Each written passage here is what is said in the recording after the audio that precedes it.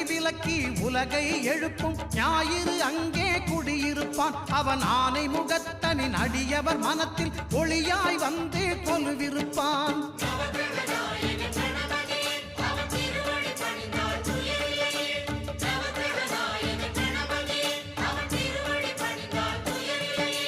ஒன்பது கோளும் ஒன்றாய் காண அங்கு கற்பகம் என்னும் கடவுளின் மெய்யில்